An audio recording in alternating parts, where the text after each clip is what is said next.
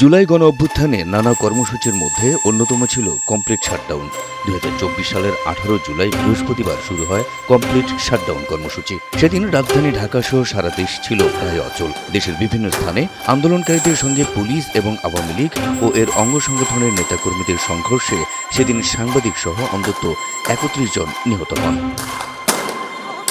18 জুলাই কেবল রাজধানী ঢাকাতেই নিহত হন 24 জন। এছাড়া চট্টগ্রাম ও নরসিংদীতে 2 জন করে এবং রংপুর, সাভার ও মাদারীপুরে 1 জন করে নিহত হন। নিহতদের মধ্যে 11 জন শিক্ষার্থী ছিলেন। এদিন দেশের বিভিন্ন স্থানে সংঘর্ষে আহত হন প্রায় 1,500 মানুষ।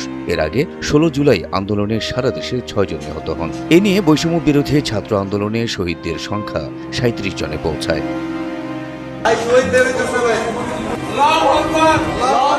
এদিন সন্ধ্যা নামার আগে উত্তরার আজমপুর এলাকায় ক্লান্ত শিক্ষার্থীদের মাঝে পানি বিতরণ করছিলেন মীর মাহফুজুর রহমান মুগ্ধ। কিন্তু মুহূর্তেই একটি গুলি এসে লাগে তার গায়ে। রক্তে লাল হয়ে যায় রাজপথ, থেমে যায় এক স্বপ্নবাজ তরুণের স্বপ্ন। সেদিন দুপুরে বন্ধুদের সঙ্গে আন্দোলনে যোগ দিয়েছিলেন ফারহান ফায়াজ। হঠাৎ করেই পুলিশ ও সশস্ত্র ক্যাডারদের ধাওয়া পাল্টা ধাওয়ার মাঝে পড়ে যান তিনি। এক পর্যায়ে পুলিশের ছোড়া গুলিতে পড়ে যায় ফায়াজ। অ্যাম্বুলেন্সে তোলার পর শেষবারের মতো বন্ধুর দিকে তাকিয়ে চিরতরে চোখ বন্ধ করেন ফায়াজ।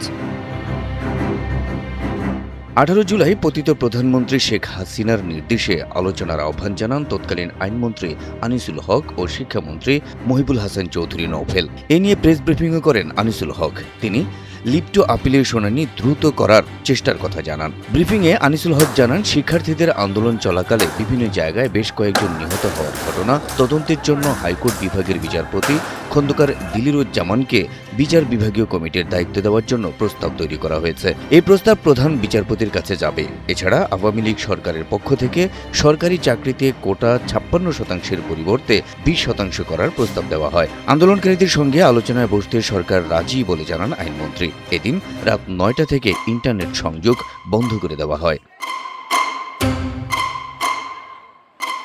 তবে শিক্ষার্থীদের সঙ্গে সরকারের আলোচনা প্রস্তাবের প্রতিক্রিয়ায় ফেসবুকে দেওয়া এক পোস্টে আন্দোলনের অন্যতম সমন্বয়ক আসিফ মাহমুদ সজীব ভুইয়া বলেন, গুলির সঙ্গে কোনো সংলাপ হয় না। এ রক্তের সঙ্গে বেইমানি করার থেকে আমার মৃত্যু শ্রেয়। সরকারের সঙ্গে আলোচনায় বসবে না জানিয়ে বৈষম্য বিরোধী ছাত্র আন্দোলনের অন্যতম সমন্বয়ক নাহিদ ইসলাম বলেন, শান্তিপূর্ণ আন্দোলনের সহিংসতা চালিয়ে সরকার উদ্ভূত পরিস্থিতি তৈরি করেছে। এর দায় সরকারেরই। শহীদের রক্তের উপর কোনো সংলাপ হবে না। সরকারকেই সমাধানের পথ বের করতে হবে। কমপ্লিট শাটডাউন কর্মসূচির দিনে রাজধানীর রামপুরায় বিটিভি ভবন এবং মহাখালীতে দুর্যোগ ব্যবস্থাপনা অধিদপ্তর ডাটা সেন্টার ও সেতু ভবনে অগ্নিসংযোগ করা হয়। এতে বিটিভির সম্প্রচার বন্ধ হয়ে যায়। এছাড়া মিরপুর, মহাখালী, বাড্ডা সহ আরও কয়েকটি এলাকায় পুলিশ বক্সে আগুন ও ভাঙচুর করে আন্দোলনকারীরা। উত্তরা পূর্ব থানায় আগুন ধরিয়ে দেওয়া হয়। এদিন ঢাকা সহ সারা দেশে 229 প্লাটুন বিজিবি মোতায়েন করা হয়। এছাড়া ডিএমপি অনির্দিষ্টকালের জন্য রাজধানীতে সভা সমাবেশ নিষিদ্ধ ঘোষণা করে।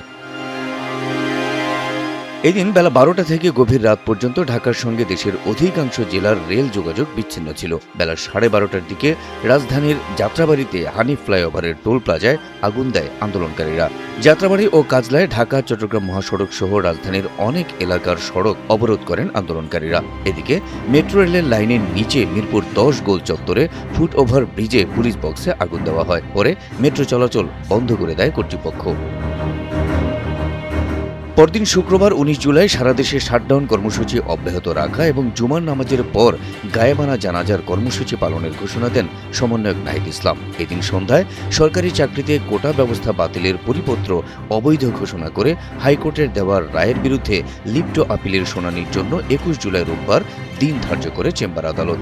রংপুরে বেগম রোকেয়া বিশ্ববিদ্যালয়ের শিক্ষার্থী আবু সাইদ নিহত হওয়ার ঘটনায় 18 জুলাই পুলিশের পক্ষ থেকে 4 সদস্যের একটি তদন্ত কমিটি গঠন করা হয়। এদিন উত্তরায় বিভিন্ন শিক্ষা প্রতিষ্ঠানের শিক্ষার্থীদের সাথে পুলিশ ও র্যাবের ব্যাপক সংঘর্ষ হয়। আইনশৃঙ্খলা বাহিনী কাঁদানে গ্যাস, সাউন্ড বোমা ও রাবার বুলেট ছোড়ে।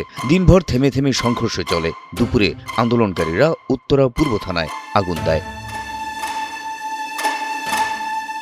এছাড়া রাজধানীর মেরুল, বাড্ডা, রামপুরা, মালিবাগ, ধানমন্ডি, মিরপুর 10, নীলক্ষেত, আজিমপুর, তেজগাঁও, শান্তিনগর, মহাখালী, শনিরাখড়া, কাজলা, যাত্রাবাড়ি সহ বিভিন্ন এলাকায় ব্যাপক সংঘর্ষের ঘটনা ঘটে। এ সময় শিক্ষার্থীদের ধাওয়ায় মেরুল, বাড্ডায় কানাডিয়ান ইউনিভার্সিটিতে আশ্রয় নেন পুলিশের সদস্যরা। এদিন আন্দোলনরত শিক্ষার্থীদের ওপর ছাত্রলীগের হামলার প্রতিবাদে ঢাকা বিশ্ববিদ্যালয় ছাত্রলীগের শতাধিক নেতাকর্মী পদত্যাগ করেন। সেই সাথে দেশের বিভিন্ন জেলায় স্বেচ্ছায় পদত্যাগ করেন ছাত্রলীগের 24 নেতাকর্মী।